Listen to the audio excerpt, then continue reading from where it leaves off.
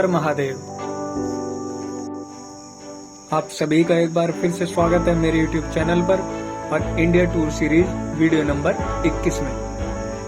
आज हमारी विजिट है केदारनाथ धाम की। हर साल अप्रैल मई में शुरुआत होती है केदारनाथ यात्रा की, जो कि चलती है लगभग 6 महीने तक। इस यात्रा में इस साल 2023 में बहुत ज्यादा भीड़ दिखाई पड़ रही है। कहा जाता है स्वर्ग से सुंदर केदारनाथ के दर्शन के लिए हर साल लाखों लोग तैयारी करते हैं और उन लाखों लोगों में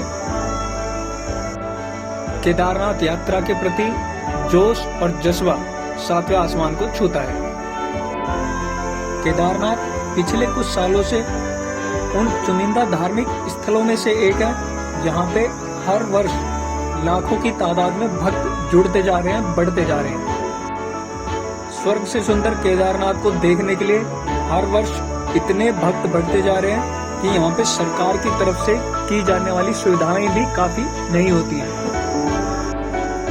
वैसे तो केदारनाथ की यात्रा को पैदल ही किया जाता है, लेकिन आज के समय में यहाँ पे पालकी, घोड़े, खच्चर व हेलीकॉप्टर की भी सुविधा उपलब्ध है और जल्दी यहाँ पे अब रोपवे भी तैयार हो रहा है। तो आइए शुरू करते हैं इस सफर को, जो शुरू होता है हरिद्वार से केदारनाथ तक। मैं आपका दोस्त रोस्ट एक बार फिर से स्वागत करता हूँ आपका अपने YouTube चैनल और इंडिया टूर सीरीज 21 में। हमारे सफर की शुरुआत होती है हर की पौड़ी हरिद्वार से, लेकिन हरिद्वार तक जाने के लिए हम इस्तेमाल करते हैं अपनी पर्सनल बाइक। दिल्ली से हरिद्वार करीब 200-225 किलोमीटर पड़ता है और हरिद्वार से हम पहुंचते हैं ऋषिकेश और ऋषिकेश के बाद में आगे का सफर हमारा जारी रहेगा। फिलहाल हम हरिद्वार तक पहुंचने में आपको बेसिक जो जानकारी है वो आपको बता देते हैं। सुविधा की अगर हम बात करें तो हरिद्वार से हमें सीधी बस मिलती है जो हमें हमारी मंजिल तक केदारनाथ तक पहुंचा देती है।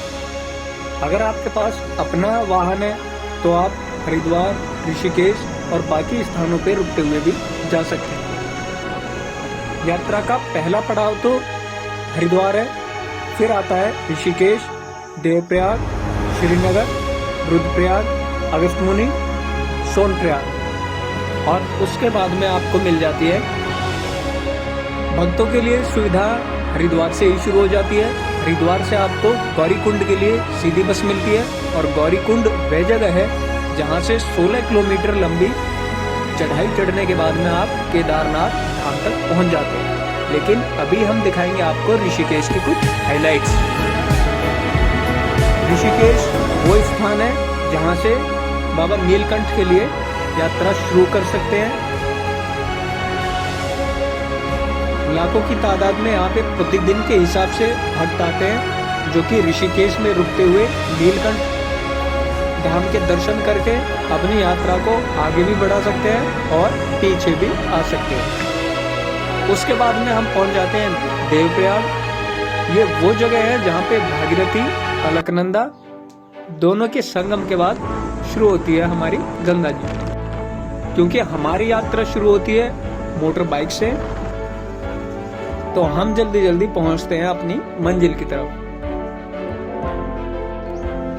यात्रा के पहले पड़ाव में ही ट्रैफिक का बहुत बड़ा मिसमैनेजमेंट दिखाई पड़ता है। यहाँ पे इस समय इतने श्रद्धालु हैं कि यहाँ पे हर सुविधा पर्याप्त नहीं है। लेकिन बस वाले यात्रियों के लिए यहाँ पे सीधे हरिद्वार से गौरीकुंड और गौरीकुंड से 50 रुपए दे के सीधा आप अपनी यात्रा के पॉइंट पे पहुंच जाते हैं। और यात्रा जब शुरू होती है तो आपको दिखाई देती है बर्फ, खूबसूरत नज़ारे, पहाड़। शुरुआत में हो सकता है आपको यहाँ पे चलने में थोड़ी तकलीफ हो, तो सबसे बढ़िया ऑप्शन ये है कि आपके हाथ में स्टिक हो, जिससे आप फिसलन से बच सकते हैं।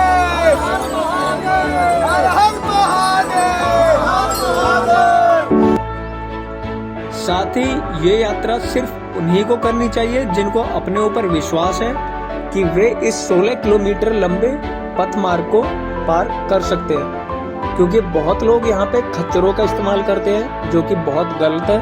आप अपनी यात्रा के लिए, अपने संतोष के लिए किसी दूसरे जीव को संकट में ना डालें, क्योंकि रिपोर्ट बताती है कि यहाँ पे हर महीने करीब 400, 500 या कभी कभी कम ज्यादा भी जीवों की मौत होती है, जो कि सिर्फ और सिर्फ यात्रा में यूज होने वाले खच्चर और घोड़े होते हैं। स्वर्ग से सुंदर केदारनाथ आपको यहाँ पे अलग अलग अपनी खूबसूरत नजारों को दिखाता है। कहीं झरने बह रहे हैं, कहीं पे श्रद्धा भाव दिखाई देता है, तो कहीं पे प्राकृतिक सुंदरता और कहीं पल पल में बदलता हुआ मौसम। मौसम यहाँ पे कभी भी बदल सकता है, बारिश आम हो सकती है, इसलिए आप अपनी तैयारी रखें। यात्रा करते समय आपकी तैयारी अच्छी होनी बहुत जरूरी है। आपके पास बारिश से बचने के लिए कपड़े, जूते और सबसे जरूरी एक स्टिक जरूर हो। आप प्राकृतिक के अच्छे अच्छे नज़ारों को देखते हुए आगे बढ़ते हैं। ये जो यहाँ पे व्यू है, नज़ारे हैं, ये आपके अंदर बहुत ऊर्जा भर देते हैं, बहुत ताकत भर देते हैं। और आप अपनी यात्रा के दौरान जब इन सब चीजों को देखते हैं, महसूस करते हैं, तो आपका आत्मबल ऐसे ही बढ़ जाता है।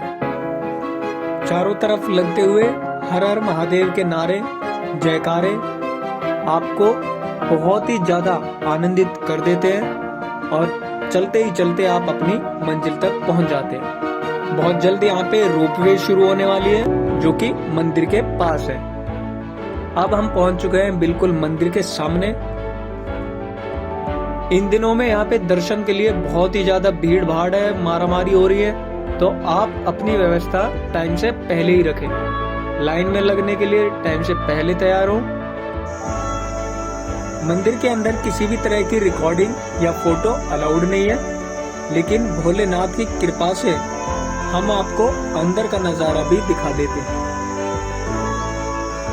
भोलेनाथ जो कि नंदी बैल की पीठ के रूप में यहाँ पे विराजमान है। दर्शन के बाद में जब आप बाहर निकलते हैं तो यहाँ पे आपको असीम शांति मिलती है। यहाँ पे चारों तरफ बर्फ से ढकी हुई पहाड़ियाँ आपकी आंखों को बहुत ज्यादा सुकून देती है।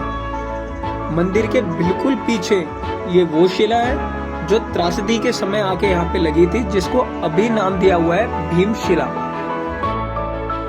मंदिर के पीछे से आपको ये जल मिलता है, जो कि शिवलिंग पे चढ़ाया हुआ ही होता है। प्रसाद के तौर पे आप 50 रुपए से लेके महंगा कितना भी यहाँ पे प्रसाद ले सकते हैं। और बात करें यहाँ पे खाने की, तो यहाँ पे लगभग 150 रुपए में 4 पूड़ी और ये सब्जी मिलती है। यहाँ पे भंडारे की भी व्यवस्था है, जो कि सुबह 10 बजे से लेके शाम 6-7 बजे तक चलता है और ये पूरे 6 महीने यहाँ पे लगा हुआ रहता है। तो केदारनाथ यात्रा के लिए हमारी तरफ से आपके लिए मंगल कामनाएं। आप अपनी यात्रा शुरू करें, आपकी यात्रा शुभ हो। और छोड़ जाते हैं हम आपको यहाँ के कुछ नज़ारों के साथ। हर हर महादेव, आपका समय शुभ हो।